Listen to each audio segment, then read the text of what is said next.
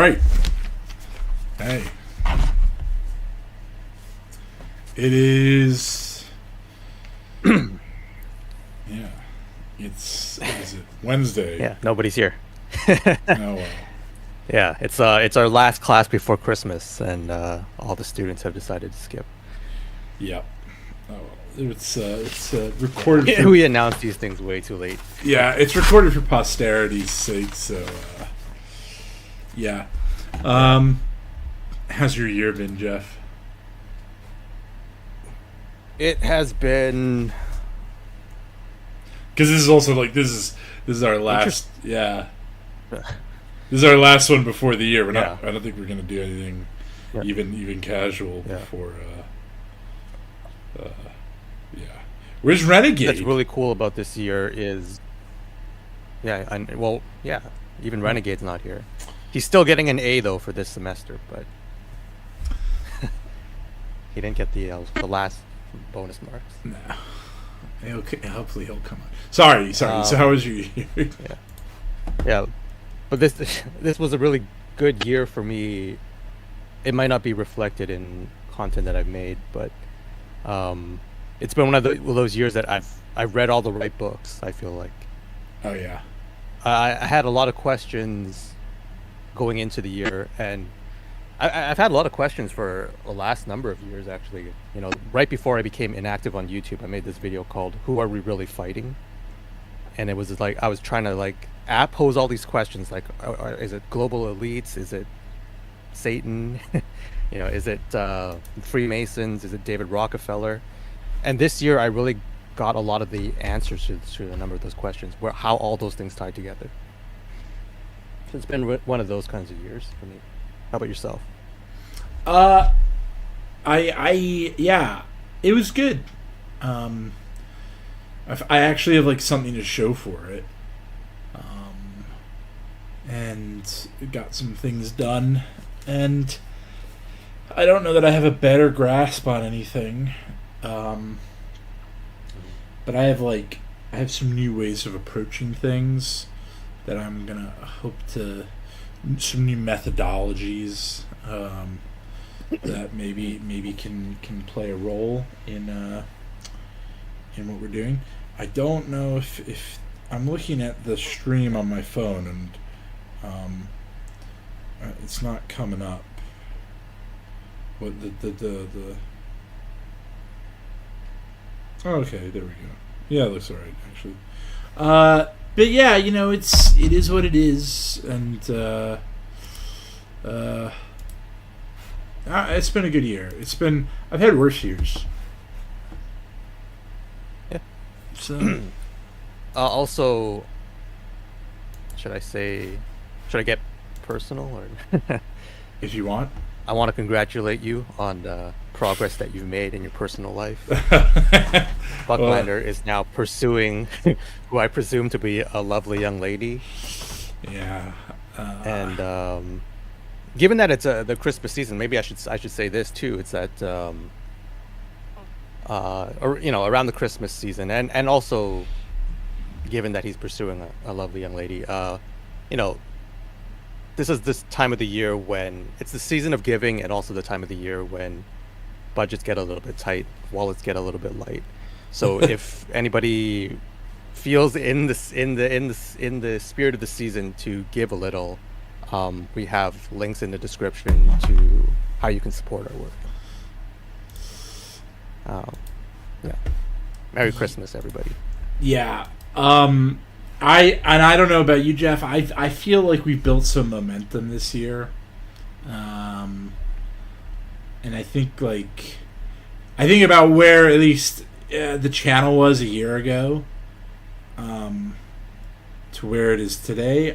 I think it's pretty good. I like what we've done. I don't know about you, but I think I quite. We've got channel was a year. We've done a lot of episodes, particularly around Quigley. So I'm quite happy, but I'm excited as well about sort of keeping the momentum up. I've got a lot of ideas, but likewise, if something's said that you guys find interesting, and you want to like chase, there's a thought that might be,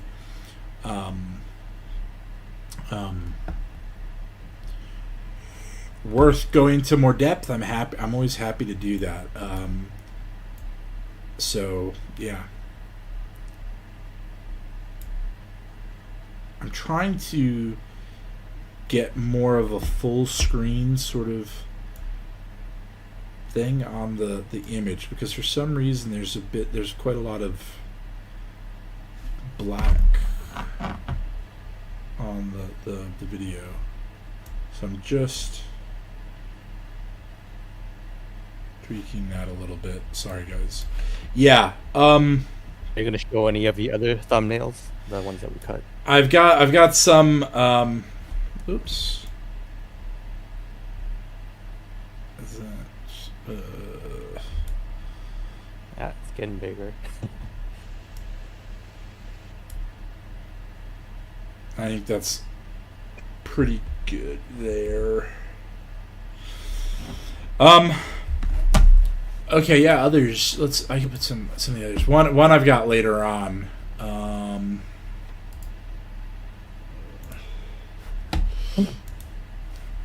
I gotta say, the guy in the middle looks a lot like my cousin Vinny. Yeah. Who's been in one of my other videos, so you can verify for yourself. Well, I don't know who that first guy who I don't know. I assumed you were the guy in the suit, Jeff. But if you're saying you're the guy in the, it's supposed to be me. Yeah, but I don't know who the third guy is standing with us. Well, I don't. That's ChatGPT. The communist That's guy? that's the image generator standing with us. I have mixed feelings about the image generators. There's still something off about them. But cheaper than having an artist on staff. So. Well, I don't know if you're just using random prompts, but the hair seems to be consistent from week to week for my character. Well, I just say Asian man, and Asian guys have. I guess the ChatGPT thinks you all have the same hair. I mean, to be fair, in real life, I kind of do have that going on right now. Yeah. But this is one of the ones that I hadn't put in. I don't know why there's a sort of. They all look Russian on both sides, really. And then you and me, look, we're about to kiss. Yeah, that's why I didn't go for this one. The general on the Russian side, actually, he's wearing a kind of cowboy hat kind of thing. Yeah. I don't know what you call it, the CIA hat. Yeah, so he's got an extra foot as well. Oh, okay. Yeah, I just saw that. Anyway, yeah. Episode. I think this is episode 13. But it's the Cold War. 13, yeah. Yeah, and what else? I'm just gonna drag that down just a smidge more.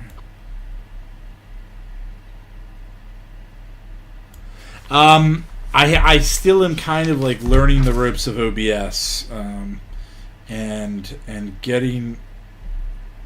It looks a little bit off center to me, but I don't know what else to do. Oh, it's not even full screen on. I'm so frustrated with this. That'll do.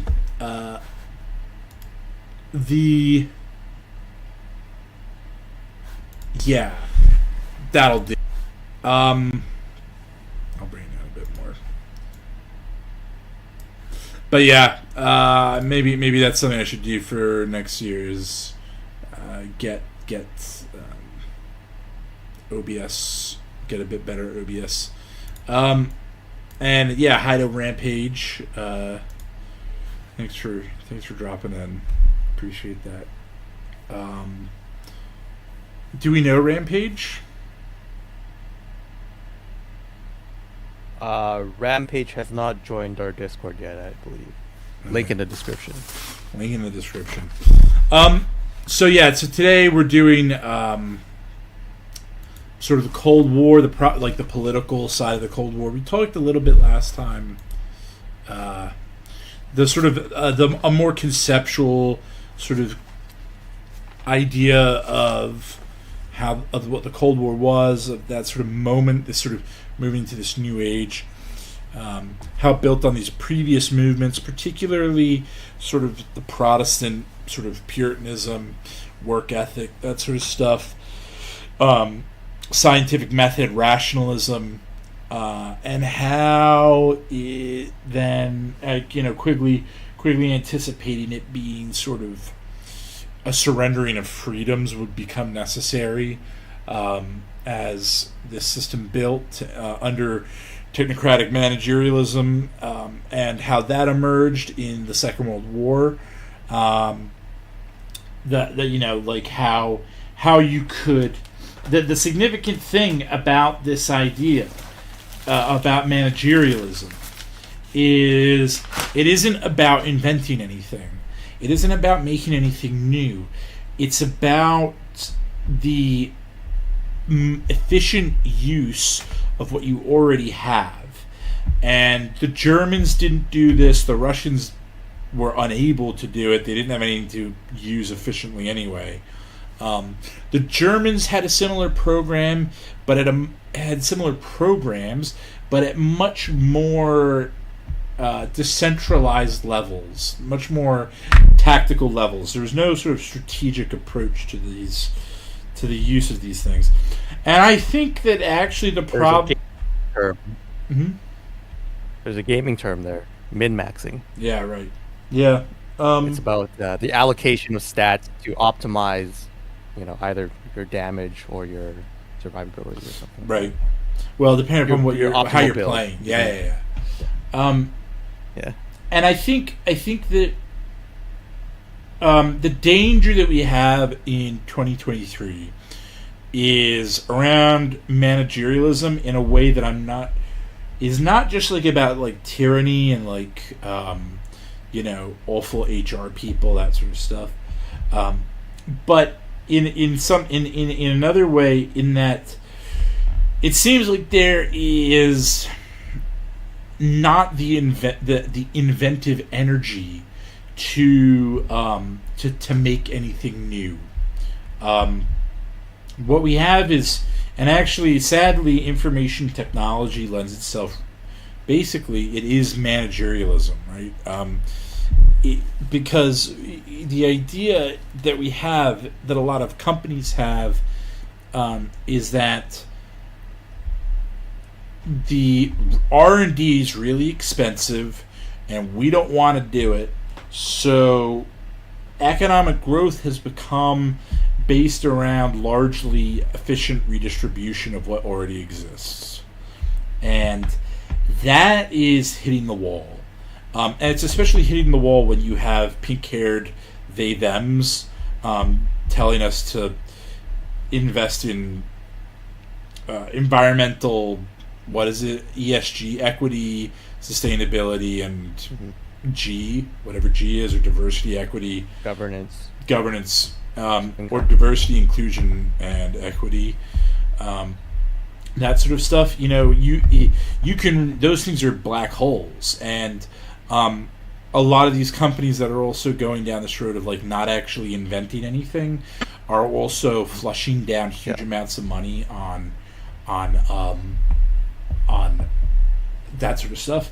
Just to say, another area where we see it in as a microcosm is Hollywood, right? Where it's just the rehashing over and over again of the same stuff. Yeah, and also, I mean, I don't know. Is Hollywood making money still? I'm so not plugged into to movies. They're bombing. Disney's bombing. In some ways, it's just it could just be an elaborate money laundering scheme at this point. Yeah.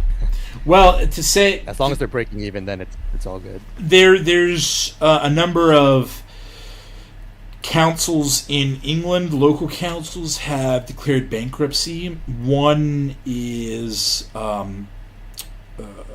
council in Surrey that was trying to, its like slogan for itself was the Singapore of Surrey. Surrey is a county sort of that borders London, and London sort of spills into, and it's called Woking. And Woking, I used to live in Woking, and Woking councils had to declare bankruptcy, and they're cutting everything that they don't have to legally provide.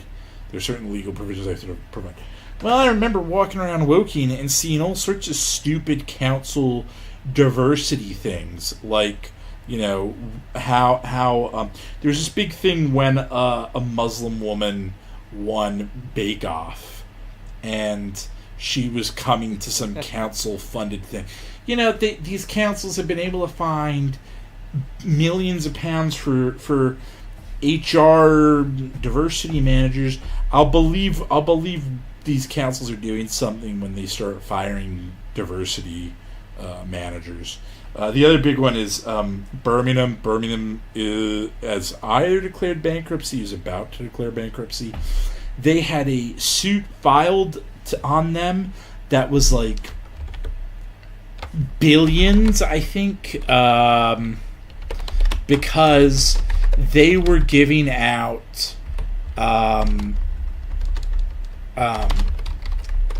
like bonuses or something to jobs that disproportionately were occupied by men, which were things like being out in the cold and freezing weather picking up garbage, or working on the gas lines, or things like that, right? And yeah, they've had to pay £760 million in an equal pay claim by a bunch of women that used to work for it, who used to sit in offices and, you know, do the meaningless work women do for councils. So they have to pay. Anyway, the system's breaking down because of this stuff, and we're not actually growing the pie. We're just, managerialism, information technology is sort of more just shuffling the deck chairs around on the Titanic at this point. So it's an interesting topic, and if you haven't watched it, go back and watch last time's episode, and then how that role of managerialism factored into the atomic bomb as a test case. Although we didn't go super in depth into it. Again, it's one of those ones where Quigley's interesting, but if you want to know more about it, there's better places to go. It's why I also similarly didn't do super in-depth episodes on the military sort of side of the First World War and the Second World War. I'm wondering, since we're talking about the Cold War, will you touch on this thing that Henry Kissinger wrote about this in one of his books, where it's like the reason why it's more effective for a global empire to have a dialectic is it's kind of like Republican and Democrat. You know, it kind of creates the bounds of an Overton window, and then everything has to fit within that Overton window. And if you know, and if anyone's familiar with James Burnham, not Burnham, who am I thinking of? The Bolshevik and the Wall Street and the Bolsheviks. Sutton, Anthony Sutton. Sutton, yes, Anthony Sutton.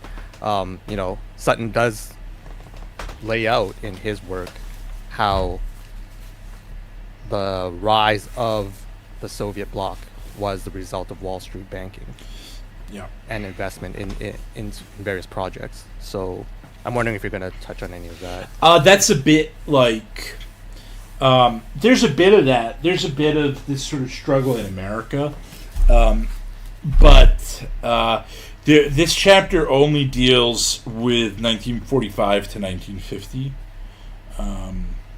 Okay. And then I think there's maybe 5 more episodes left of Quigley. It feels like I've been saying 5 more episodes for a while.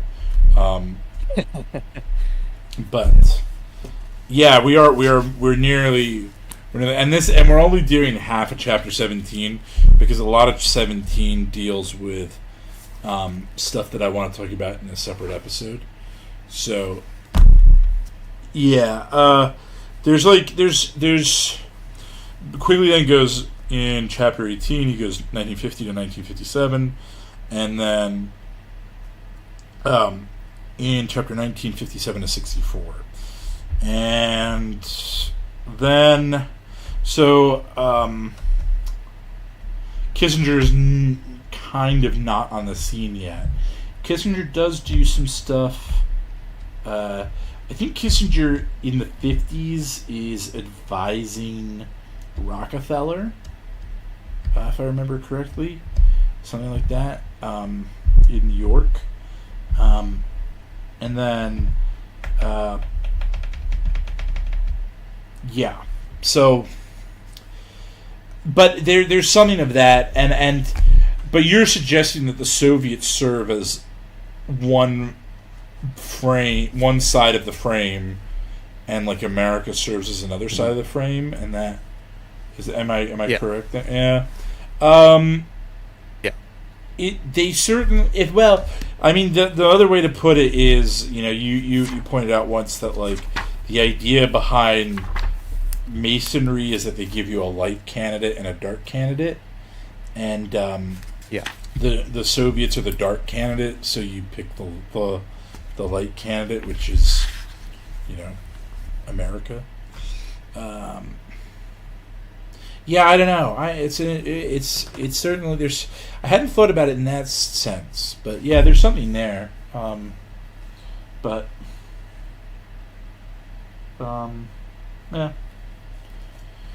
But today we're doing another way that it helped that because there's a sense in which when a global empire kind of asserts itself that it's seen as like this static thing. So it's like, for example, if classical liberalism, and then it's going to assert classical liberalism for all time. But when you have a dialectic, then things can move back and forth. So if the elites are using classical liberalism as a vehicle towards another ends, then they have to use the dialectic. They have to say these are the flaws of classical liberalism presented by the quote unquote opposition, and now we have to kind of synthesize. Right. Yeah, and that's interesting. I've been thinking about that a lot lately, like this presentation of liberalism in the post-war era, because the idea that sort of we don't have liberalism. We have this system that calls itself liberal, but it isn't really liberal, but it is liberal in comparison to the Soviet Union. Liberalism died in 1914. Liberalism is not, paused progressivism. Liberalism is sort of,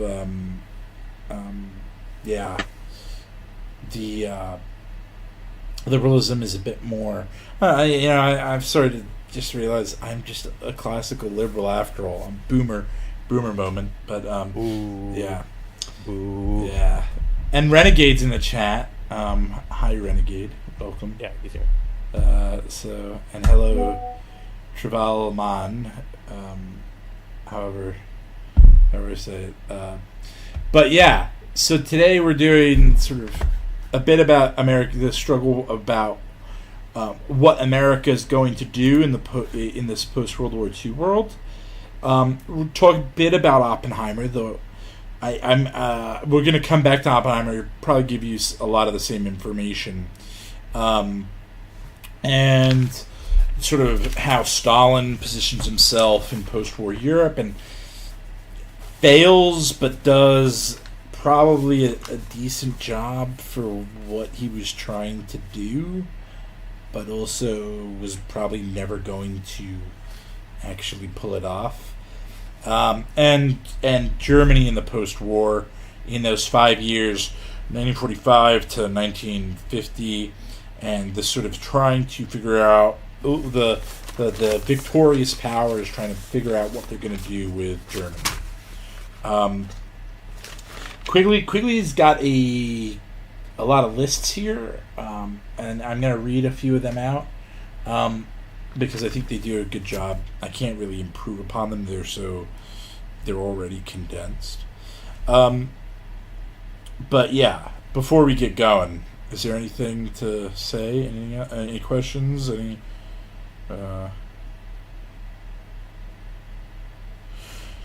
So, in that case, I'll just start reading quickly here. Unfortunately, the Cold War is almost always described in terms which put minor emphasis on, which may even neglect, the role of Soviet-American technological rivalry.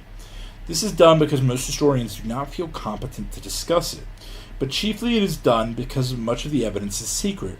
Because of such secrecy, the story of the Soviet-American technological rivalry falls into two quite distinct and even contradictory parts. One, what the real situation was, and two, what prevalent public opinion believed the situation to be. For example, in 1954 to 1955, the Soviet Union had a thermonuclear so-called H-bomb many months before we did, even when public opinion believed the opposite. Again, in late 1960, there was a widespread belief throughout the world in a so-called missile gap, or American inferiority in nuclear missile weapons, when no such inferiority existed. And finally, for a period of several years from 1957 to about 1960, the Russians were in advance of the United States and free world generally in missile technology and in missile guidance mechanisms, although this was not reflected then or later in any superiority in nuclear missiles, because of their simultaneous inferiority in nuclear warheads for missiles and inferiority by a wide margin both in numbers and variety of explosive weapons. This is important. That's a hydrogen bomb going off. That's actually, I believe, a British hydrogen bomb. It was just a nice picture, and also, British is best. But this is a very important idea that there's this asymmetry in the first half of the Cold War about, and frankly, all the way up to 1992 or 91 when the Soviet Union collapses, about the Russians being far more powerful and competent than they actually are. There's this big asymmetry in what they actually have and what they're able to do. And the problem is... Sorry. Just a question in the chat. Was it that the U.S. Gov thought they were behind, or the American public thought they were The public. Yeah, the Soviet public, or the American public. Sorry, my lady is messaging. Milady. That's what that binging is. The public. Although there's a certain amount of concern, certainly, but it's about the public. So what happens is it doesn't line up. The perception and reality do not line up in terms of capabilities.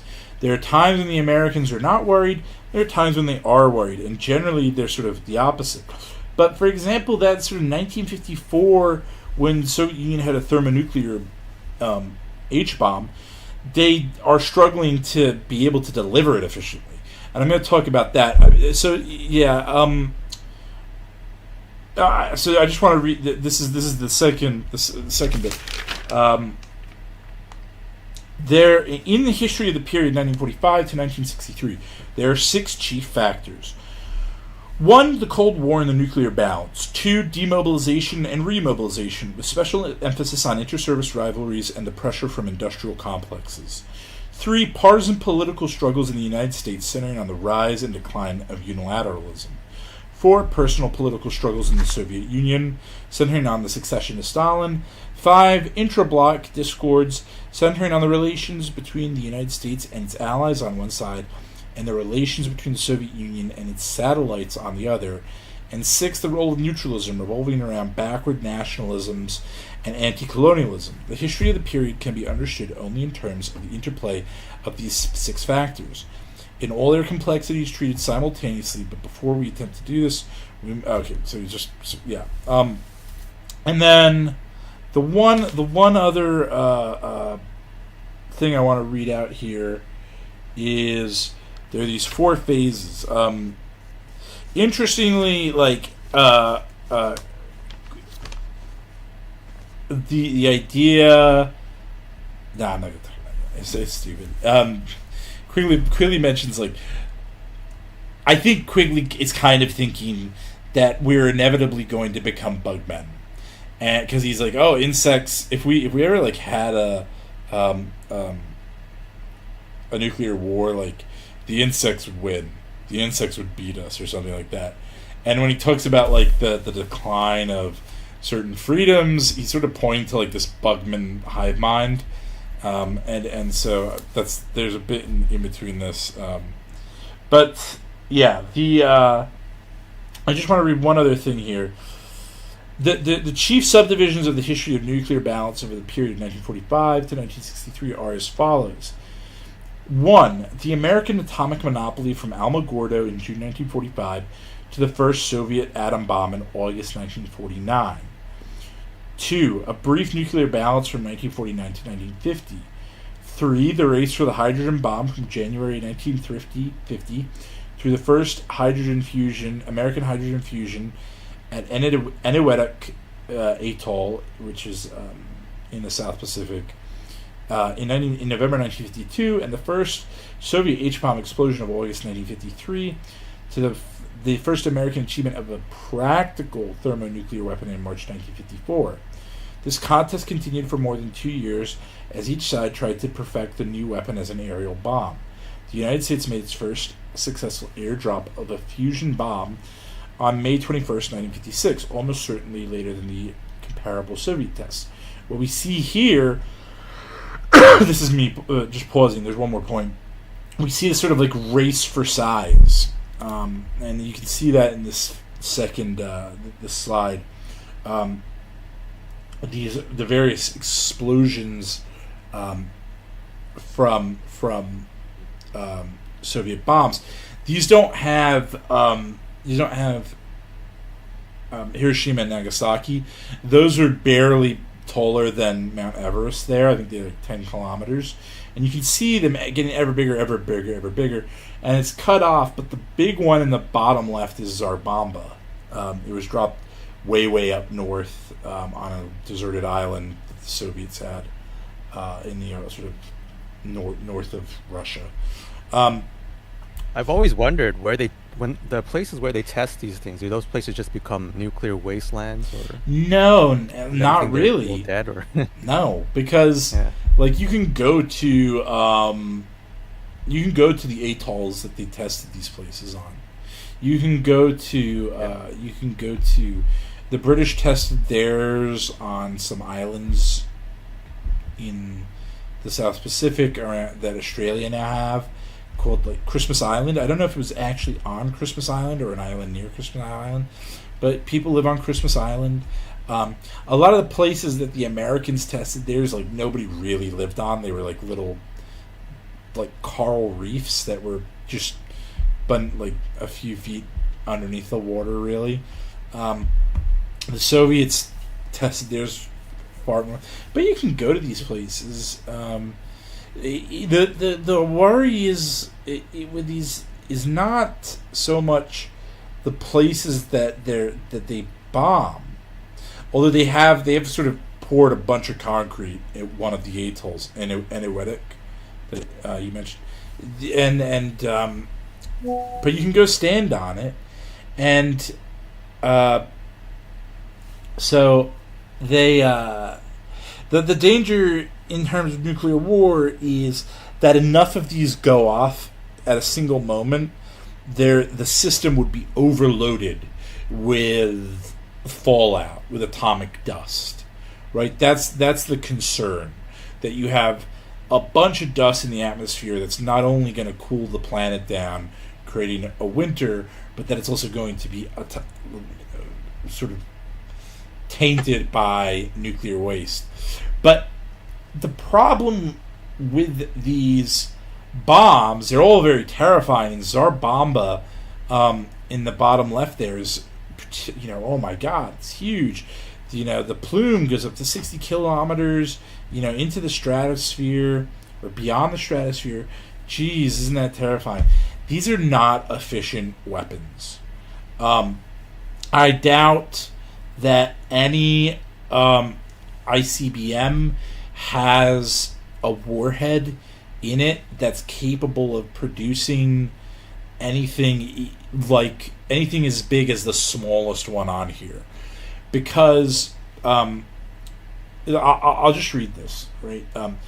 The race for the point 4, the race for the phase 4, the race for the ICBM from 1956 to 1962 has been widely misunderstood because propaganda falsehoods from both sides sought to conceal the true situation, and often confused even themselves.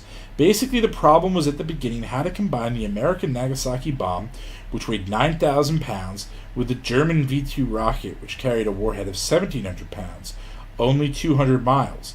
The Soviet government sought to close the gap between rocket power and nuclear payload by working toward a more powerful rocket, while the Americans, over the opposition of the Air Force and the aviation industry, sought to close the gap by getting smaller bombs. The result of the race was that the Soviet government acquired a series of very powerful rocket boosters, ranging in thrust from 800,000 pounds to 1.5 million pounds, and capable of hurling capsules from 1 to over 7 tons in weight. These were demonstrated to an astonished world from October 1957 onwards. The Russians get absolutely obsessed with size, but Tsar Bomba is more like a concept car, never meant to enter production. It is a statement of look how big we can build a bomb, but they can't put it on the tip of an ICBM.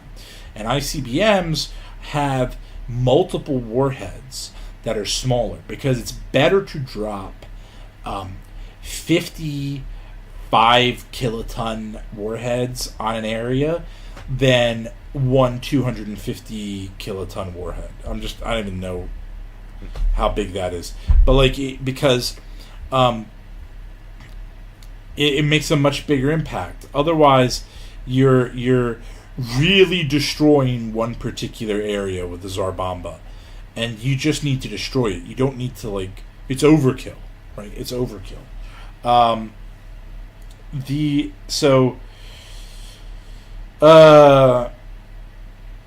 But this also sort of this we'll see this later, that the Soviet push means they're a bit more advanced in rocketry than we are at an important time,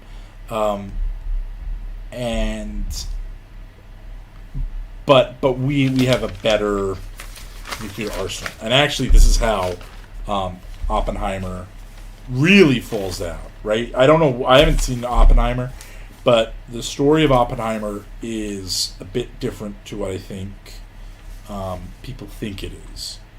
Now, Do you think today there's still a misunderstanding between how, because today people just imagine, Russia can just launch 1,000 nukes on the U.S. at a push of a button. Yeah, so it's still what I understand. There's sort of,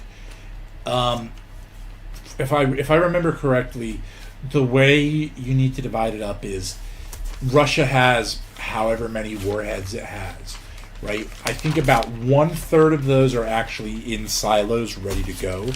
1/3, or in submarines, 1/3 are ready to be reloaded into the silos to fire a second round, and 1/3 of those are not.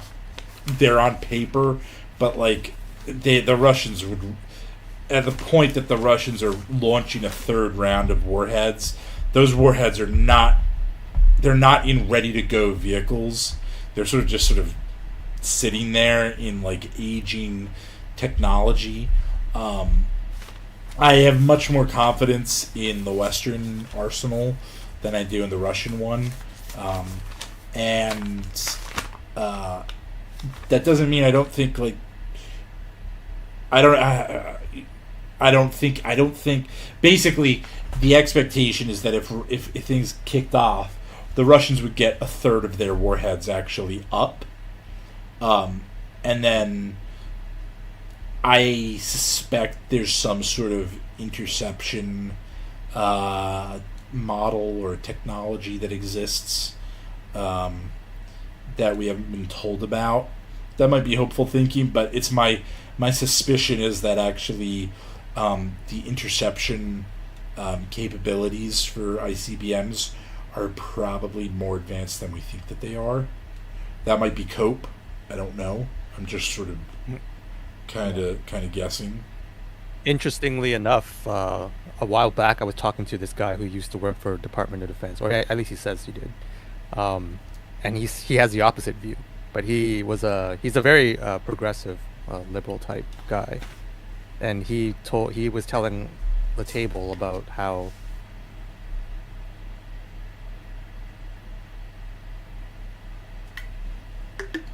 Jeff, you dropped.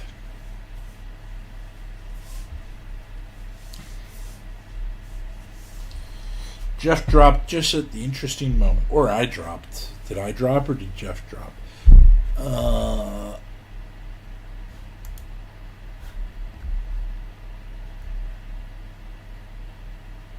Okay, so Jeff dropped. It looks like the chat is telling me. Okay, great. Well, I'm going to keep going, and so one of the yeah. So I mean, sort of on that, like, I think that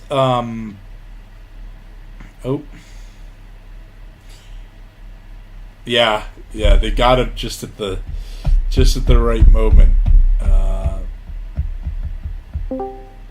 Hey, there he is.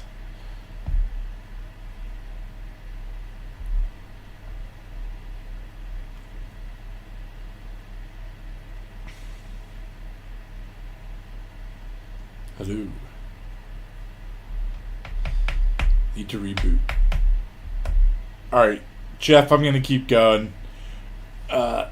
So one of the things that comes up in these sorts of conversations is I'm quite confident that America would have absolutely destroyed the Russians at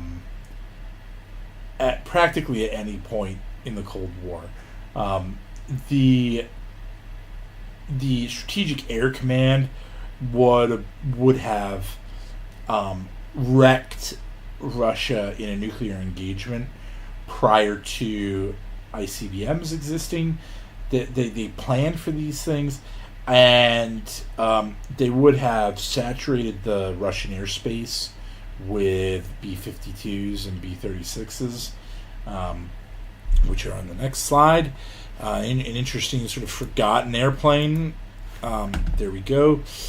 And the Russians would have not been able to put anything over America, certainly, and able to respond. It would have been. I'm quite sure it would have been fairly one-sided.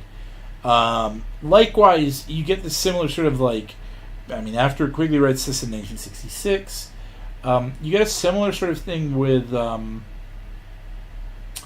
the way that the military fears the Russians coming through from East Germany into the West. There's this area in Germany called the Fulda Gap, and they used to war game the Fulda Gap because it was the main corridor through which the Russian tanks were expected to run through. And the Apache helicopters and Abram tanks were designed to go head-to-head with a Soviet armored column coming through the Fulda Gap. The Apache helicopters were designed to be hit-and-run tank killers in circa the 1980s. But when you look at Russian capabilities, they every now and then they're able to produce remarkable pieces of technology, but they're never able to mobilize those technologies en masse. And certainly as they get more sophisticated, maybe they can build, a lot of, I think, MiG-17s in the Korean War, but they're not able to keep it up now. And the current, wonder weapon of the Russians, I think it's the Sukhoi 57, I think it's their stealth fighter. They don't even have 8 operational. They don't even have 2 squadrons that are operational. So the Russians have always struggled. They have a lot of men. But I'm not sure that Soviet conscript armies would have been able to just push that far in a European conflict. I'm quite sure that they would have gotten their noses bloodied very quickly. The American policy in this early part of the Cold War it has sort of 4 sides to it. There's the idea that hey Jeff, I've just talked about why I didn't think Russia was really ever anything to worry about. But what were you going to say to the DoD guy? Right, I got cut off right as I mentioned the DoD. Yeah. Well, yeah, basically it was at a crypto conference, which is why it was teaming with feds. But the DoD guy expressed the opposite sentiment, that the missile defense system of the United States was not as good as they had presented it to the public. Okay. I'm not particularly bothered. But yeah, the guy was a progressive. He was a very progressive, liberal type. So I think that was just his way of being anti-American. I don't even. What year was this? Because I don't even know how to place a progressive anymore in terms of whether they'd want to fight Russia or not. Yeah. Oh, so yeah, it was pre-coup. So I think it was around 2018. Right. Yeah, it's an interesting one. To say, just on these pictures, B-29 in the top right and the B-36 in the bottom left. The B-29 became the focus of... I'm going to talk about that in a second. Yeah, I'm getting ahead of myself. There are sort of 4 aspects to American strategic policy that are not sort of really anything to do with that are a bit more than just about nuclear weapons. One is the great power cooperation at the United Nations, although they quickly realized that this isn't going to work that well because the Soviets are going to be difficult. And then they segue to containment of the Soviet Union, and that lasts from 1946 to 1953, and using things like the Marshall Plan and deploying conventional weapons and nuclear weapons in Europe. And then they moved to this sort of phase of liberation, massive retaliation, and the New Look, it's called, from 1953 to 1960. And then after that, they go to graduated deterrence. So this stepping up of multiple types of responses and able to respond to whatever happens in terms of war. There's sort of 4 expected levels of war in this phase. 1, war with conventional weapons. 2, the use of tactical nuclear weapons. 3, strategic nuclear attack on a no cities basis, so hitting military and installations. And then 4, just going for population centers. So these sort of stages fall within the struggle in America between neo-isolationists and who were generally sort of Republicans, unilateralism, and the Democrats, and how they're struggling to bring about a more involved America. It doesn't say here, but I suspect what really does away with isolationist Republicans is probably the Cuban Missile Crisis. The realization that, like, we can't hide. The Soviets are coming for us. Or at least this belief that the Soviets are coming for us. They're able to strike us.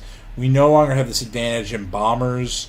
And they're going to kind of, like, destroy us, because they're not happy for capitalism to exist anywhere on the planet eventually, so they're going to come get us. There's sort of 7 assumptions to these neo-isolationists. One, unilateralism, so the United States should just be able to act without reference to anyone else, allies, neutrals, or the Soviet Union. A sort of a national omnipotence, the idea that the United States is supremely powerful above all else. I think Quigley is wrong here.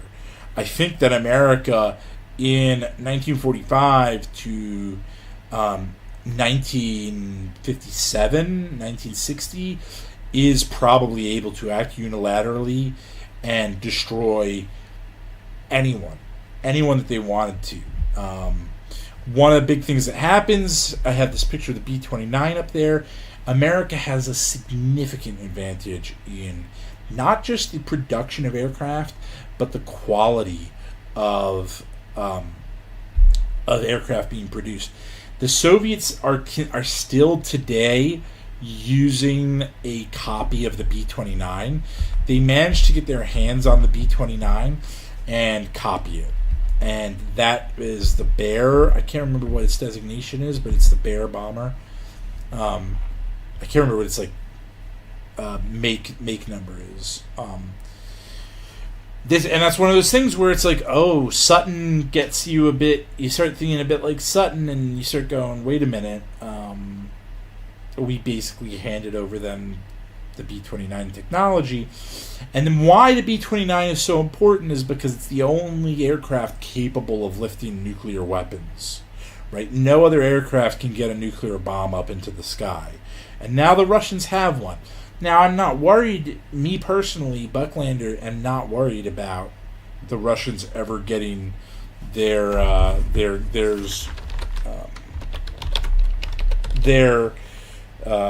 excuse me,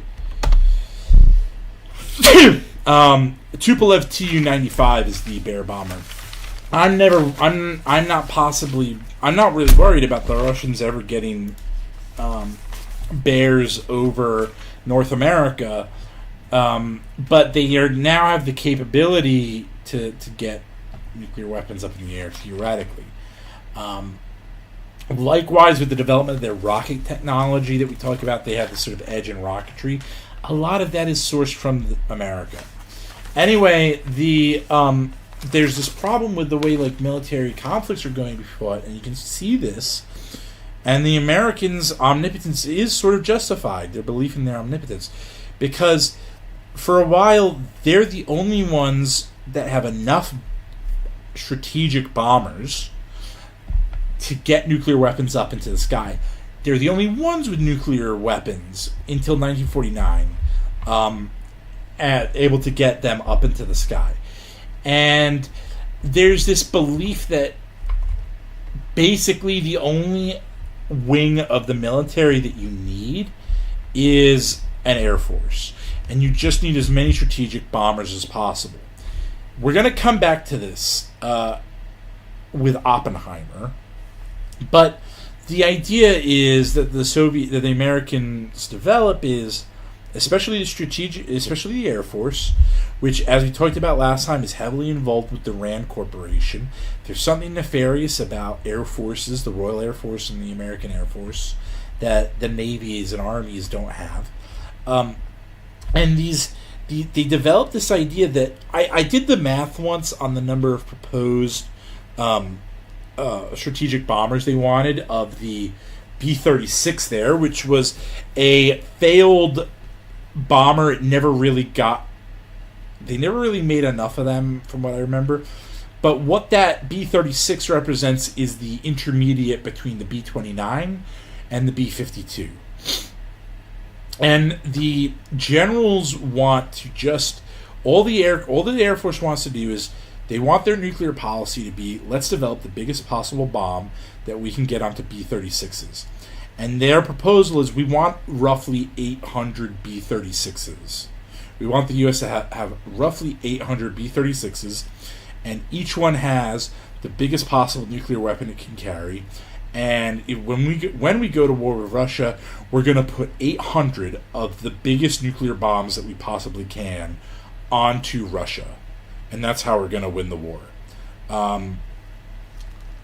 This doesn't happen because this graduated sense of fighting a war that comes in that last phase of from 1960 onwards realizes, one, we no longer have a monopoly on nuclear weapons.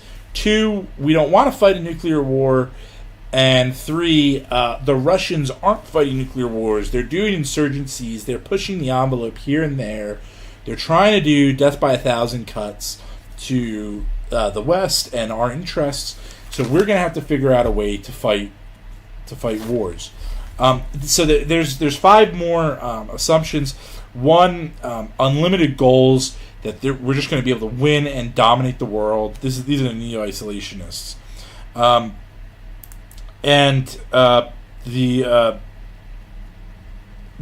fourth one is that the Soviet sort of threat really is from internal issues in America, that like people are being treasonous. The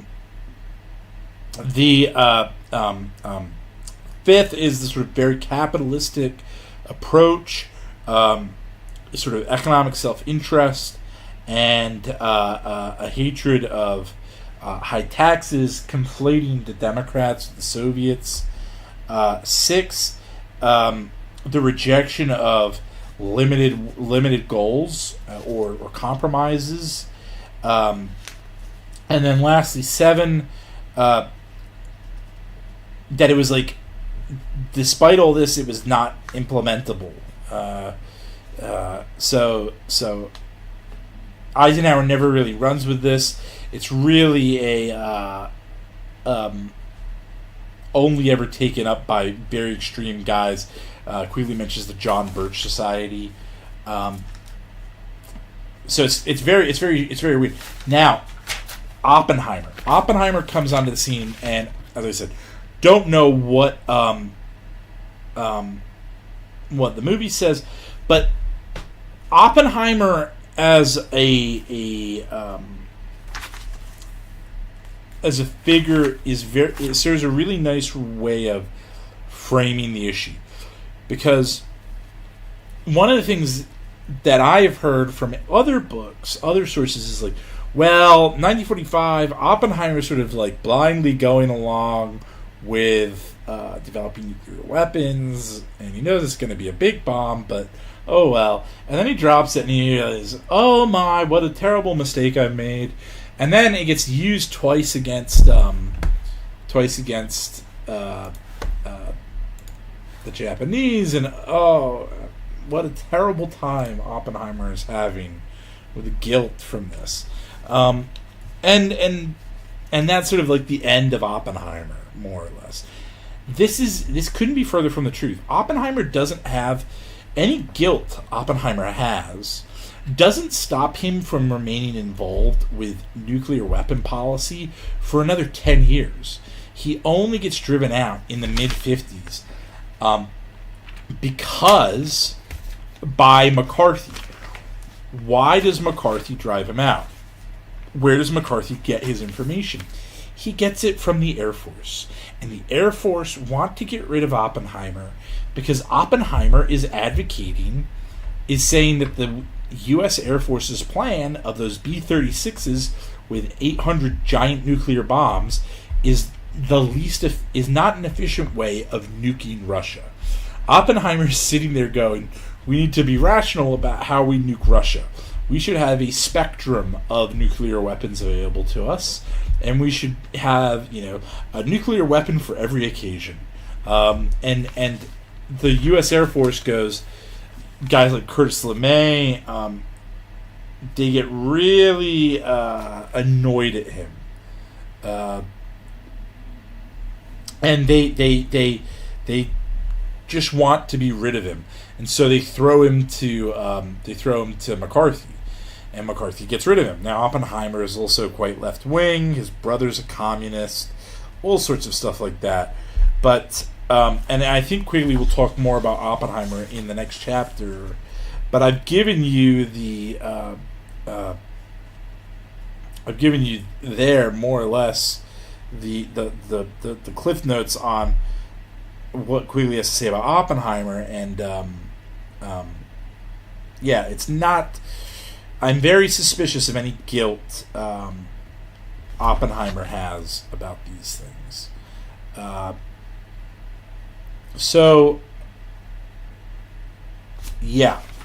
Now, the next thing to say is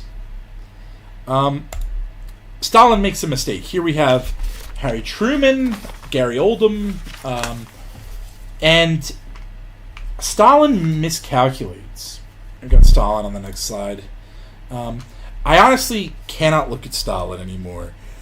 I remember thinking, like, why did people, as a child, I remember looking at Hitler and thinking Hitler does have something sort of slimy looking about him, but that Stalin had sort of a kindly, grandfather that lived him. I now cannot look at Stalin without having my stomach turned. I just finished rereading Anthony Beevor's History of the Spanish Civil War, and I didn't like Stalin before. I don't like him after.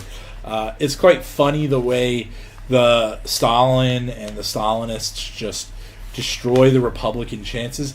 But, the more and more I think about him, the more and more he really is my least favorite person in history. Controversial opinion, right? Anyway, Stalin miscalculates Truman. He thinks that in post-war Europe, his biggest rivals are going to be the British, and they're not really going to be significant. Stalin thinks that the neo-isolationists are going to win, and America's going to pull back. This is not what happens.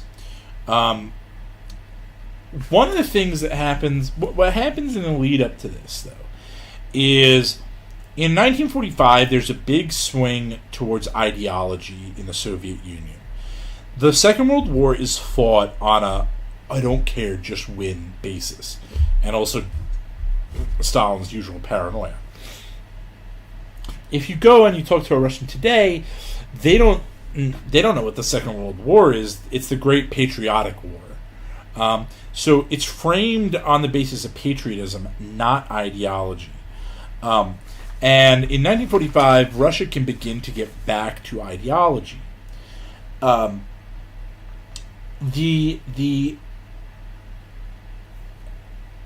what it seeks to do is there's this agreement that that Germany is going to be kept intact as much as possible, and that they're not going to seek like war profiteering.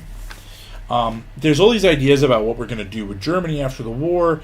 There's this thought that like we're just going to make Germany into like an agrarian subsistence-based economy that's just farming, and it's never going to be able to get strong again.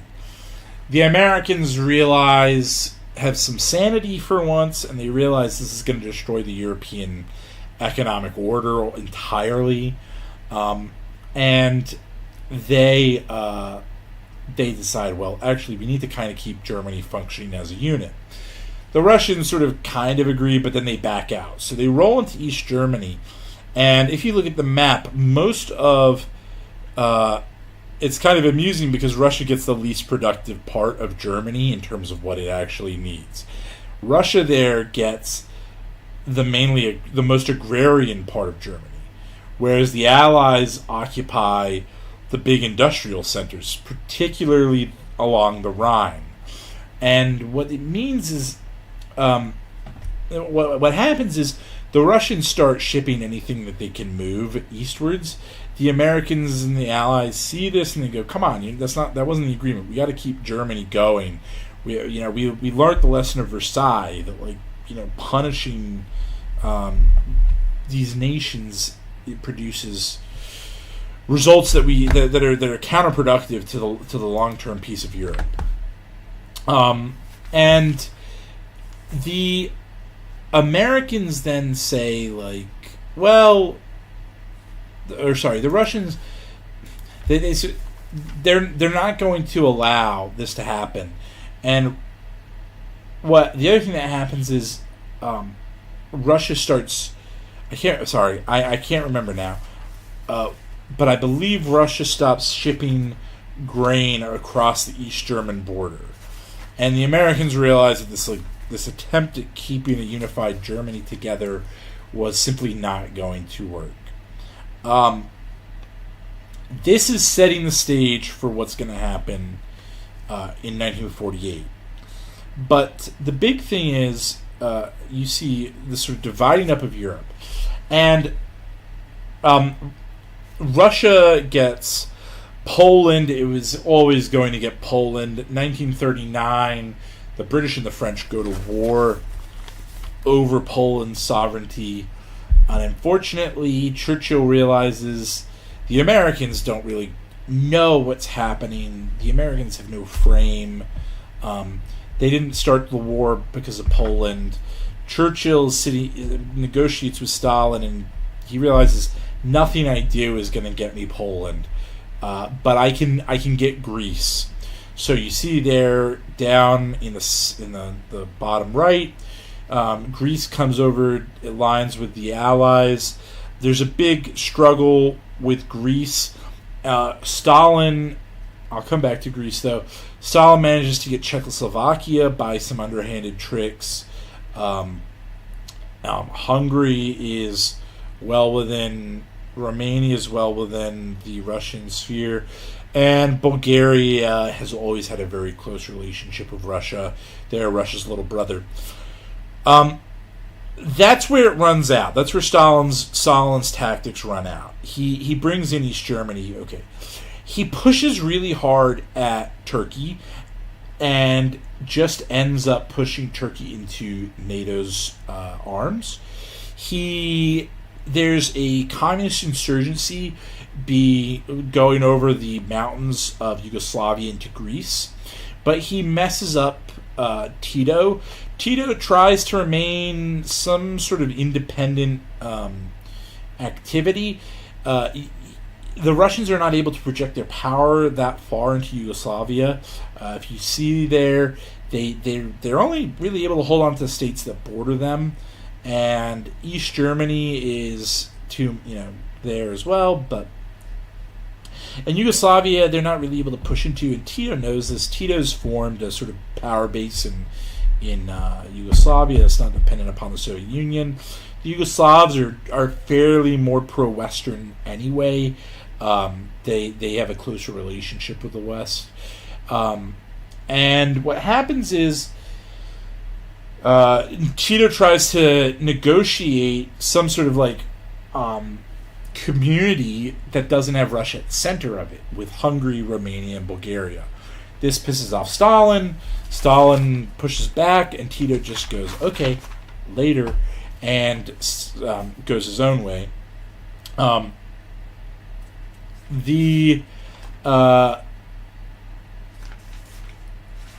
The other thing to say about the map is Spain. This isn't in Quigley, it's just worth thinking about.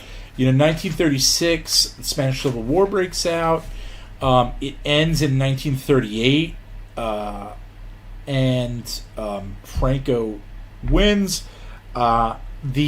Franco's nervous about the Allies, what they're going to do, because he's aligned himself with Mussolini and Hitler to an extent. Although he's reluctant to get involved with Hitler and get drawn into the war. He's sort of getting ready to join when it looks like Hitler is definitely going to win, but he's not going to do it before then. And he plays quite a good hand.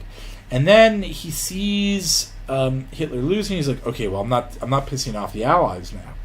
And his best break is he has the biggest credentials of being the most anti-communist guy on the continent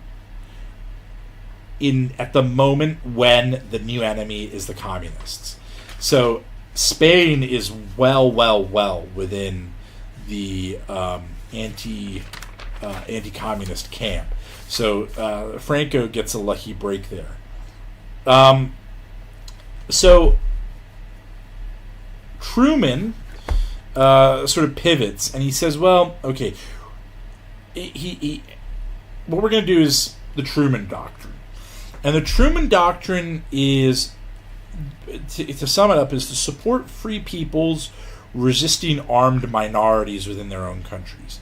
That is to say, free democratic countries resisting communist insurgencies. And this is the iron fist, and the velvet glove is the Marshall Plan, which is helping economic aid to these countries. Now, the Soviets could have gotten the Marshall Plan. The Eastern European countries could have gotten the Marshall Plan, but they refused. I actually think Quigley says like Russia could have gotten more, could have had a much better economic system growth had it cooperated with the West. I think that Russia doesn't make a totally unjustified decision not cooperating with the West. And the reason I say that is because these things always come with conditions, don't they? That's exactly what. Like if you're going to accept Marshall Plan aid. That's what I was going to say. Because you only need to look at Britain and the way Britain gets treated by the Americans to think actually maybe in some ways Stalin made a not awful choice. He tries to pursue an independent course. It doesn't work. I mean, I'm not justifying him, but it doesn't work, and he ends up the Soviet Union ends up collapsing, and in 1989, 1991. One of my favorite stories. I meant to say this about Soviet nuclear power earlier, or Soviet military power earlier. You know, the idea of like, especially in the 80s, that like the way things were going. There's a Czechoslovakian general. I've only been able to find this once, but it stayed with me. This fact. There's a Czechoslovakian general as part of the Warsaw Pact sort of cooperation high commands. There's a Czechoslovakian general stationed in Moscow. He's on secondment to the Kremlin as an sort of an attaché or something in the Soviet high command. And he says what ended the Cold War, what finally put a nail in the Soviet Union was the first Gulf War, because the Americans in a period of 3 days surgically dismantle the Iraqi command and control. They have the F-117 Black Hawk. They put it up stealth aircraft. They knock out the Russian-made radars, the Russian-made anti-aircraft missile systems, and then once all the anti-air is knocked out, the Americans now have air superiority, and then they put everything else up into the sky, and they have hundreds. And the Allies are there too. There are hundreds of aircraft up in the sky, and they just are picking to pieces the ground forces. And then, even when their ground forces do engage with the Allies' ground forces, the American and British tanks are taking out Soviet tanks from miles away. There's a British tank has a confirmed kill. It's got the world record confirmed kill of like something like 2 kilometers or 2 miles, something like that. And these Soviet T-80s, T-72s cannot respond. There's no response. And this Czechoslovakian general says the Soviet high command was glued to their TVs. watching the Gulf War, and they realized that their entire model for fighting a war had disappeared. They could not, they were not going to be able to respond to how advanced Western military technology was. So there was and they melted away, and within a few months the Soviet Union had disappeared. I forgot, I meant to say that earlier. And I think more or less that situation existed for the entirety of the Cold War. So the let's see here. The Truman Doctrine. That's 1947. The Truman Doctrine gets offered. A few weeks later, the Marshall Plan gets rolled out. It's at this point that the word gets to a lot of communist parties in Western Europe who had been in sort of national unity governments after the war, governing places like Belgium, Italy, that actually know they were now not to cooperate with the bourgeois parties, and they need to start disengaging. So they start like pulling out. So there's a sort of like period of these countries sort of starting to try to achieve a new equilibrium without communists helping them, or communist parties voting with them. And it's also at this moment where Stalin shuts off Berlin. Now, Berlin, like Germany, is divided up into 4 zones: an American, British, French, and Russian zone. The Russians cut off the land corridor to West Berlin. They stop allowing other goods to go into West Berlin from East Germany, and the Americans and British realize that this is like the moment. If they let West Berlin fall, it will be a message that the Russians can just push and push and push. You can't count on the West. The West is going to let Stalin win. And they mount what is probably the most impressive logistical feat in the history of mankind. They start a series of non-stop flights from West Germany to Berlin. And this looks like it's hundreds of flights a day. They need to bring in 2,000 tons of food a day.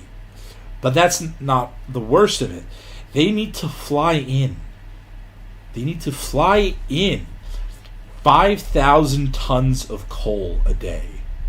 Imagine what that would do to your green, your ecology-minded friends.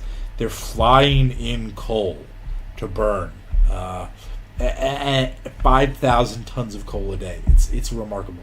Something like 66 Western pilots die. At one point, it gets sort of, the Russians are trying to dissuade these flights. At one point, a Soviet pilot tries to buzz a British transport plane. He doesn't buzz him. He collides with him and gets himself and 15 British people on board the transport killed. That's probably the worst moment. But various like takeoff, landing, and in-flight errors. There's about 60 or 70 British, French, and American pilots die. The blockade begins in June 1948 and lasts 11 months till May 1949, and the Soviets back down. And with that, the first major victory against the Soviet Union is won. It's quite a symbolic victory, and it's the first moment where people know that the Americans the West is going to try and have their backs. Incidentally, the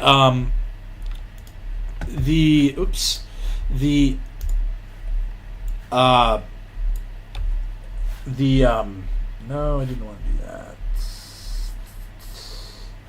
I forgot to put a slide in, and I'm trying to fit it in nicely, but I'm not going to be able to fit it in a way that you won't notice. May 1949 is also when West Germany gets a government back. It's now able to form a government. And it's able to form a government under one of my favorite guys, Konrad Adenauer, and he has one of my favorite slogans, Keine Experimenta, no experiments. We just want to rule. We just want to govern. We don't want to do any silly things. He's a Christian Democrat whose reputation survives the Nazi Germany, because he gets, I believe he's even in a concentration camp. I might be wrong about that, but he gets arrested by Hitler. He refuses to sort of compromise on. He's sort of Christian Democrat. The capital is in Bonn in West Germany. A little fact for you is Frankfurt is the two competitors for the capital of West Germany are Frankfurt and Cologne. Frankfurt is an economic the economic city of West Germany. Cologne is the cultural city of West Germany.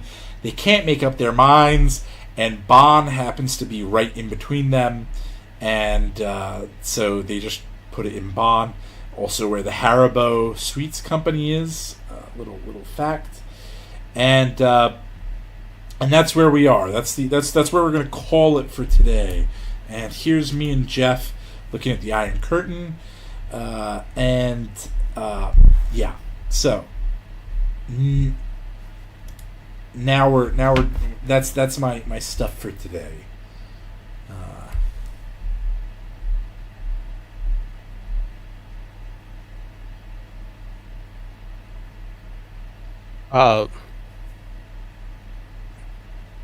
So at this point, so is there a kind of an official start to the Cold War, or is it kind of nebulous? Yeah, it's well, it might be the building of the wall through West Berlin. Churchill goes to Fulton, Missouri. He gives a speech. He's no longer prime minister.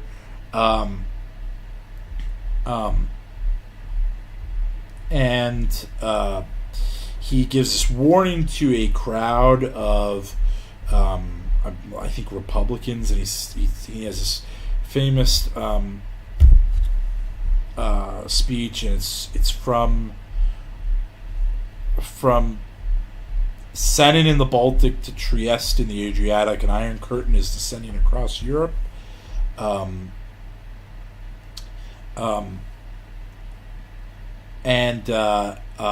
He sort of puts it out there. The Soviets start building this wall. They start making it really hard for East Germans to get into West Germany. There's a story. At one point in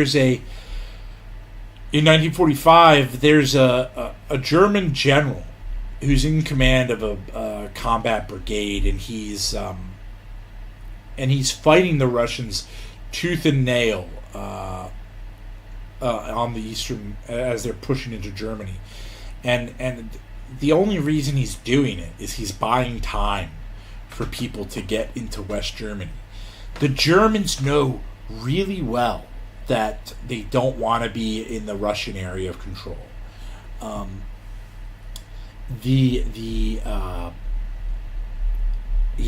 So interestingly, like, if you look at maps about like war guilt for Germany, the former Russian zone of East Germany, doesn't feel a lot of guilt, because one of the things the Russians did was they went in and they didn't say, you as Germans are responsible for the Second World War. They say, you or not you, the capitalists are responsible for the Second World War. Anything that happened, you know what I'm talking about, anything that happened during the Second World War is the fault of the bourgeois and the capitalists. And so, and you proletarian Germans don't have anything really to feel bad about. So they don't have a lot of sense of guilt about that. Whereas in the West come in and say, you are like guilt. It's the new original sin. You are guilty to your core of this thing.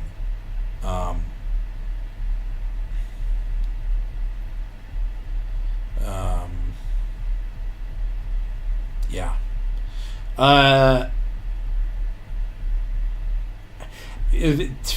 To AG the Silver Bullet, I'm more. It's as much that I'm skeptical of the ability of a widespread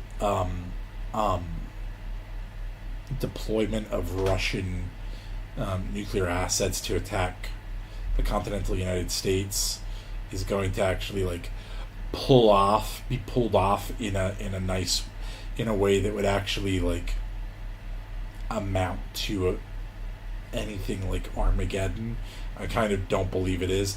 I think combined with failing Russian technology, with whatever we might have, that the any attack would be not as bad as the people that paint out a worst outcome would have us think. It's hard for me to frame that in the right way. But I'm also I reserve the right to think that there might be something that we don't know about. I'm not saying I believe that there's something, that the capabilities are there. I also don't think the capabilities aren't necessarily not there. Which is a word salad, complicated answer.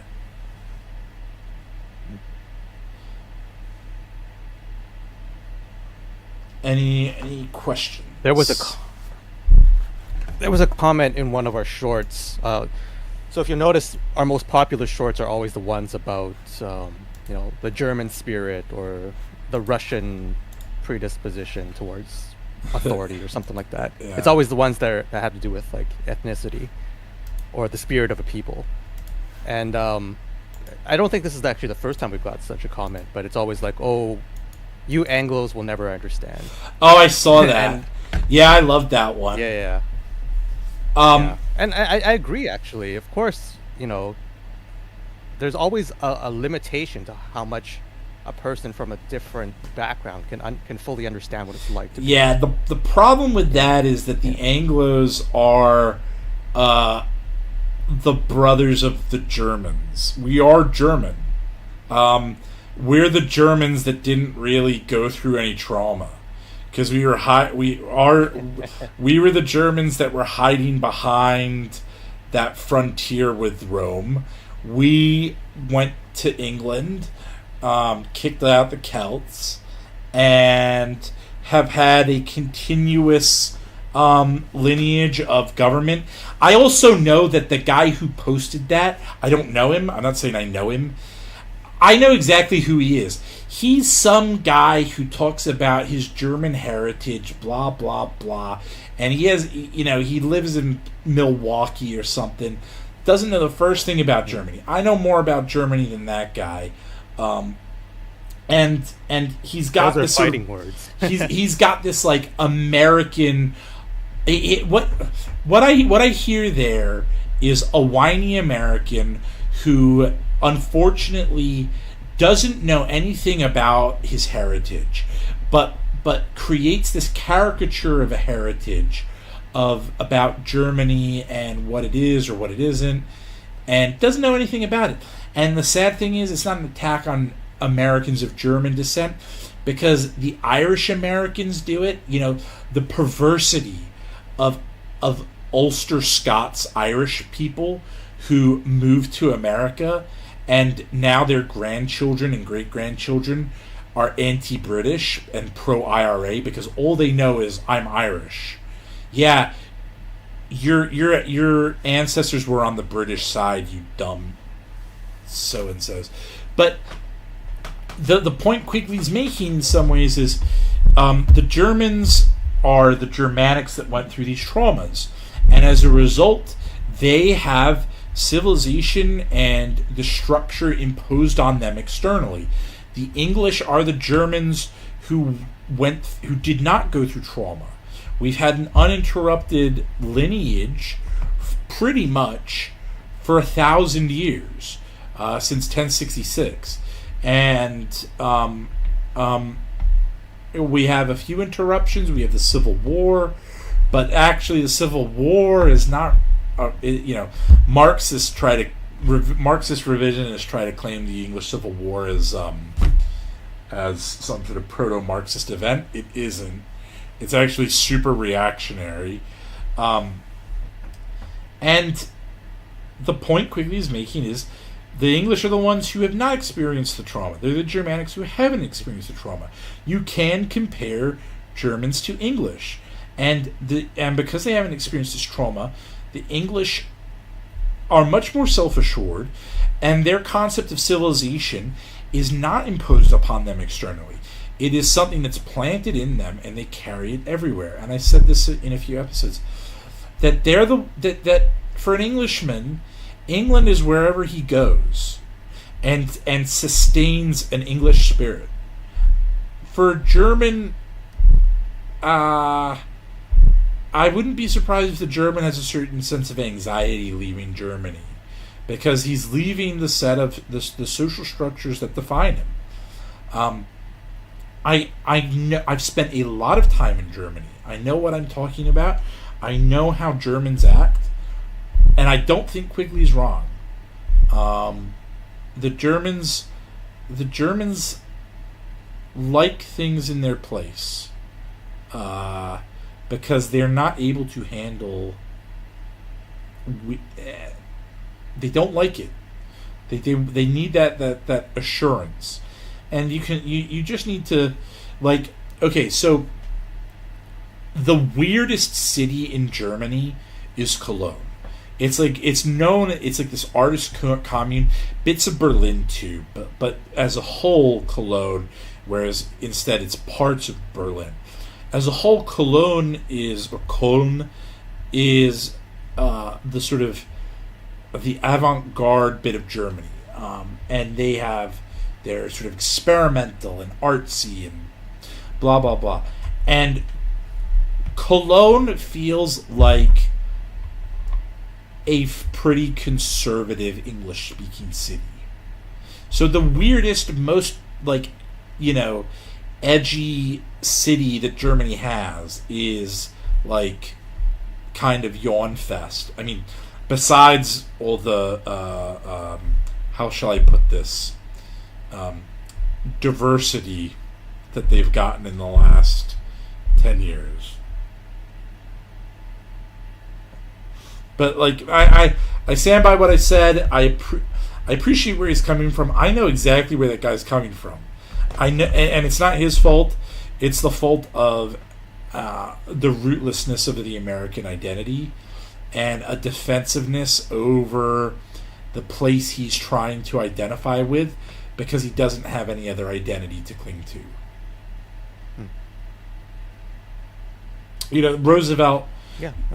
Yeah, I can keep going. But I guess that's kind of relatable for the Asian American experience as well. Right. I mean, there's Roosevelt says, Teddy Roosevelt says, America is not going to survive as long as it has hyphenated Americans. You can't have Italian Americans. You need to have Americans. Unfortunately, the only groups that are that function as pure Americans with no other identity attached to them are English, Welsh, Scot, French. I mean, I'll include Belgium in there, and the Netherlands, right? Every other nationality or place that ever showed up in America has kept with them their sort of some memory of their identity. It's not just to say Northwest Europeans, because Americans of Danish, Norwegian, Swedish, and Germanic extract still cling to those things, and one of the things that's come out as a result of widespread DNA, these genealogy tests with DNA, is we used to think that the largest ethnicity in America was the Germans. That isn't true. We now know from DNA that the largest contributor to the American sort of genes are still the English. The English make up the biggest contributor to America. Now, it stands by something that I say that just reinforces something that I believe, that the greatest tragedy one of the greatest tragedies that's happened in history is the divorcing of the American mind from any understanding of itself as English. They should be in union with us, and they should understand us as the font of their system, that they're descended from us, and that they owe us a lot. But they have been weaponized and manipulated against the English, specifically the English. No one gives a shit about the Scots or the Welsh or the Irish. It's really an attack on England, and so. And I think Anglo-Americans are going to start waking up to their identity for a number of reasons, largely because when everybody else has something in their back pocket, a hyphenated thing in their back pocket, when everybody else is acting as a minority and looking for benefits as a minority, Anglo-Americans are going to have to start to think of themselves as a minority, because there's no benefit to thinking of themselves as something else.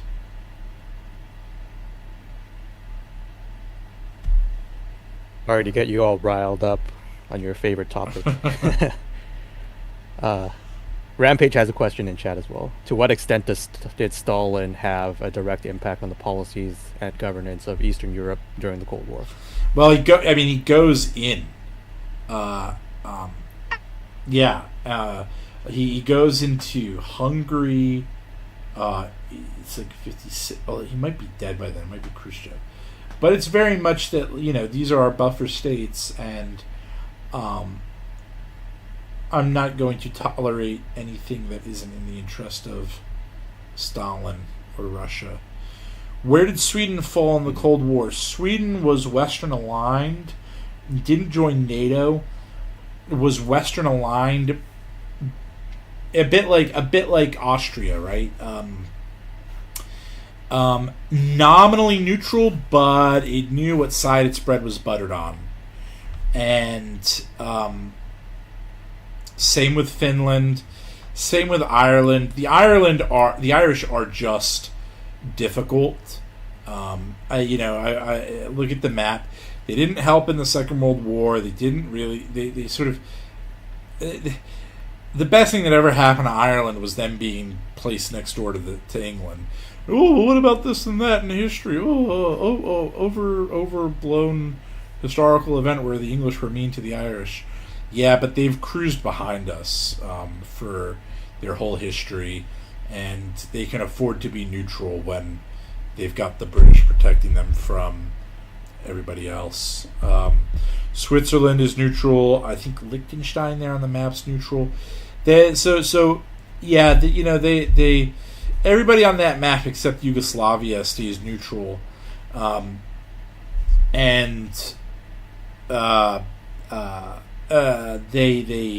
they're Western aligned. There used to be these depots in Finland of sort of Western goods that the West would fly in for the embassy staff in the Soviet Union. So they had like chicken and beef in freezers in Finland, and they'd fly them into the Soviet Union. The one to talk about, I suppose, on the map there is Cyprus. Cyprus is a Greek city, is a Greek state, a Greek people, and then in the 60s or 70s, the Turks invade and start importing Turkish people into the north of Cyprus, and they try to claim that Cyprus actually belongs to Turkey. The only reason they get away with that is that they're in NATO. And when the day comes that we don't need the Turks in NATO anymore, I hope the West does something about Cyprus. But yeah, Was that American beef that they were flying into Finland? yeah. Okay, I get it then. Corn-fed chicken, beef. What underhand tricks did Russians use to acquire territory? Okay, let's have a look here. Let me find the bit on. There's a little bit in here that Quigley talks about. I can read it out. It just sort of gives a good idea, and it's about this period.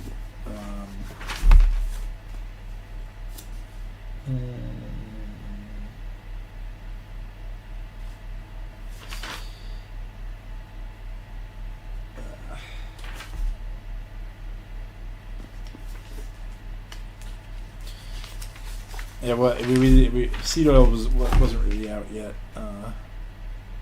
Renegade.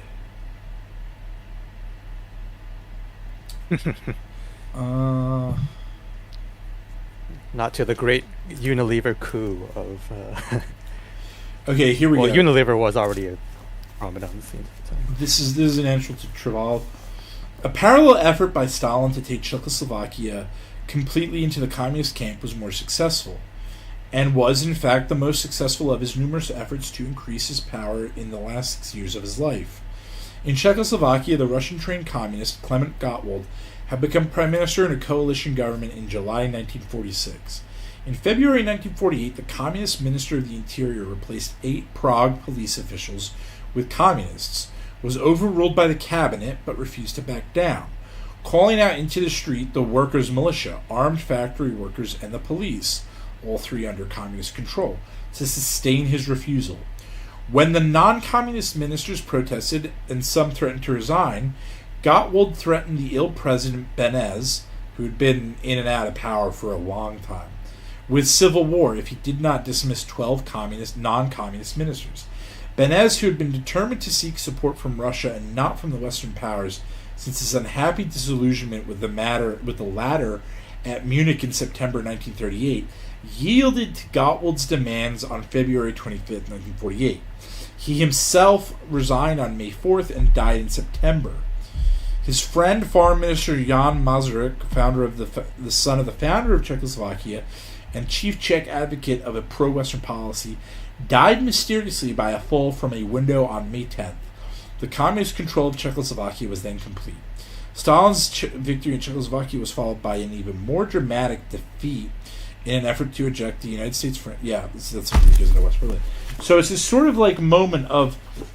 And he tries to do the same thing in Spain, where he wants communists to infiltrate a system, a country, politically, militarily, judicially, industrially, all these areas, be pushing communism quietly. And then when the communist power in the country reaches a sort of critical mass, he can then let them know, now's when you make your move, and then they can sort of give these ultimatums. They can force a situation in the country and have a crisis, and at the end of the crisis, hopefully, the Marxists will be in control, and that's how Stalin liked to do things. He was not a big fan of forcing Stalinism on places militarily. At one point, he's worried at one point that but before the Second World War, he's worried that Germany's going to become communist, and he doesn't want that because he believes that he really believes in communism, and he thinks that if Germany becomes communist, it's going to become too powerful, and he doesn't want a German system communist state competing with him. What countries today would still be susceptible to such a strategy? All of them. Countries that don't have a strong ethnic identity, right? Like the problem is with a lot of places that implement like communism, it's really anti-colonialism, and it's like this way of like people's asserting themselves against the West.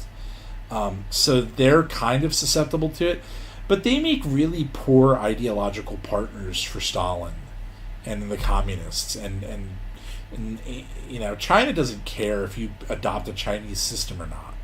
They're not really bothered. So I think Jeff just left or came back. Yeah, I just got back. I think my comment got cut off. I didn't know. I didn't know you left. So yeah, to the communists, they have a tried and true formula. Yeah. So and the other thing to say is there's lots of bits and pieces in here that Quigley's skimming over that I could spend a lot of time going into more depth on, and I sort of hope to do some more in-depth stuff on like the Bretton Woods Agreement. Yeah, it's this is I can talk about this stuff forever. Are there any more questions?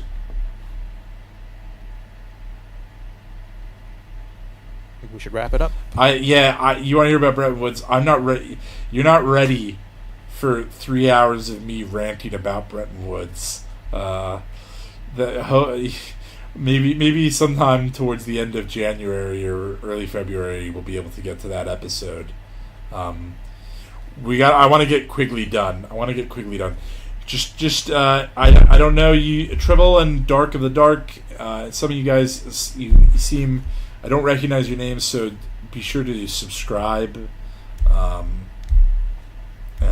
hit that notification button. Yeah. And Sensible I've been Zoomer, wondering for a while. Is it Darko of the Dark or Dark Oof the Dark? You can let us know in the comments. And Sensible Zoomer just posted 4 times. Oh, actually, no, I do. There's a few new guys in the stream. I do recognize Dark of the Dark now. Darko of the Dark. Darko of the Dark. So, Sensible Zoomer, I'm doing well. How are you doing? Did you have a good night? What did you get up to tonight? What's the next series going to be on? That's a good question. Well, I mean, I'm happy to share it if you are, Jeff. It's just my sort of my musings about what the next series might be. But okay. One of my thoughts was maybe we'd look at some philosophers from sort of Hobbes to the end of the Enlightenment, and how they frame this sort of the world that we end up living in, and how like their ideas trickle down into the world. That's one of the ideas I had. I would like that, yeah. Yeah, and sort of culminating in a little mini series on the French Revolution, and how the French Revolution embodied those ideas.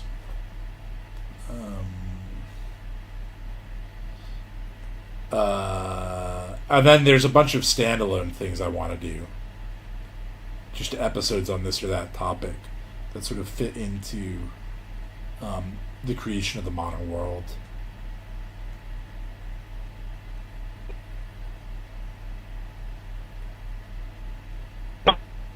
Hello, Jeff. Cool. Sounds good. Yep. Oh, you had Yep. weird noises just then. Cool. Well, thank you guys for coming.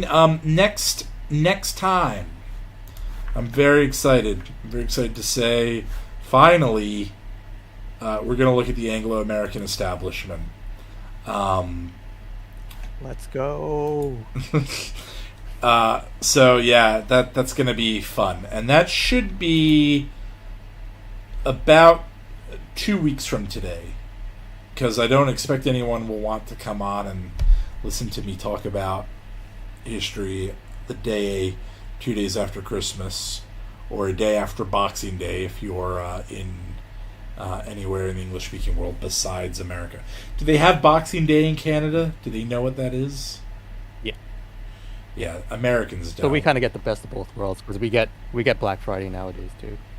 Yeah, oh yeah, we get Black Friday too. Black Friday didn't used to be a big deal for us, but in the last decade or so, it kind of became a big deal for us as well.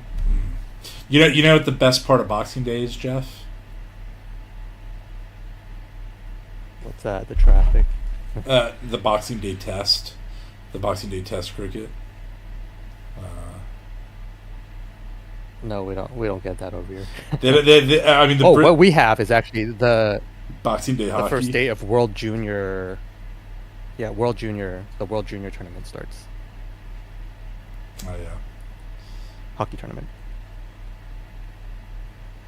Oh. So, yeah, we've got our own little traditions going on. Sensible Zoomer with a funny.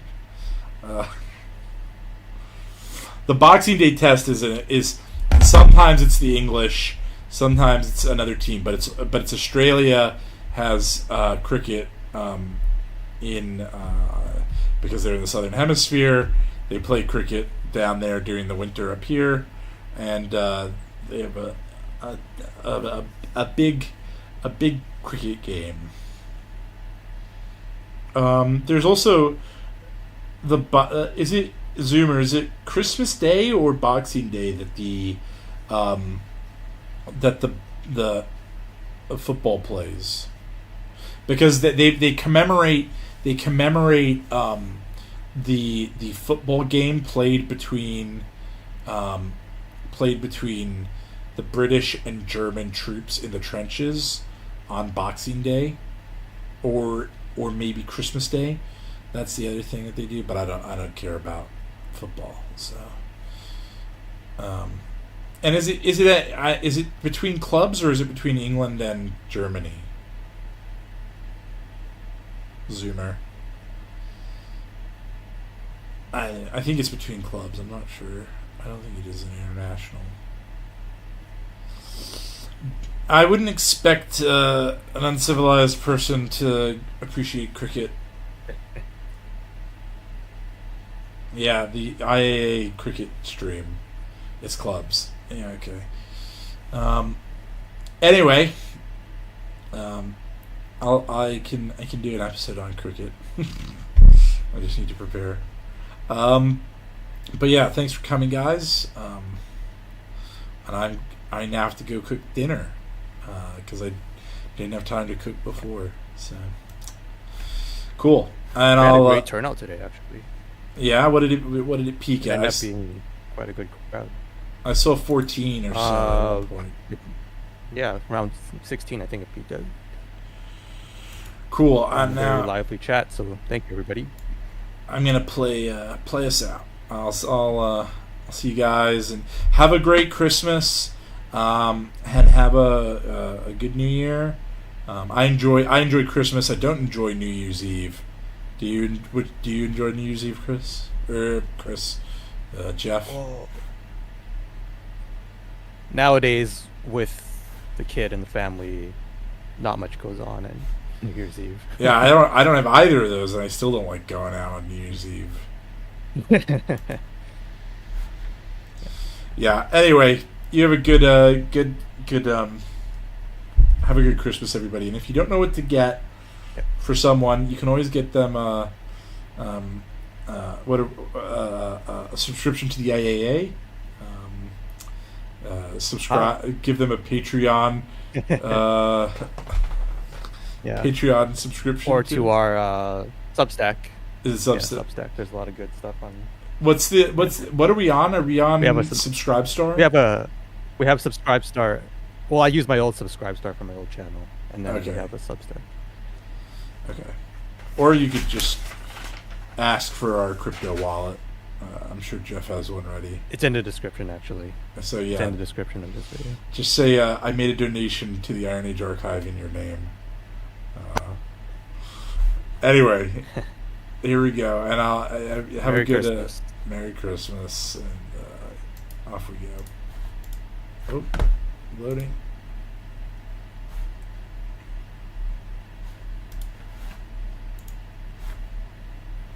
Oh, I should have made a